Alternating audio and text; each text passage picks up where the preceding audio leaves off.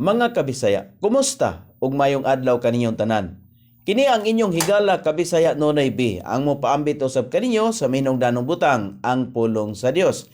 Karon atong kutloon ang Juan kapitulo 6 bersikulo 58 nga nagkanayon. Kini mao kanang tinapay nga mikanaog gikan sa langit, dili sama sa inyong mga amahan nga mikaon og mana og mga patay na. Siya nga nagakaon niini nga tinapay mabuhi sa kahangturan. Ang mana nga gikan sa langit usa ka type og landong sa tinuod nga tinapay nga mao si Jesus Kristo nga atong Ginoo.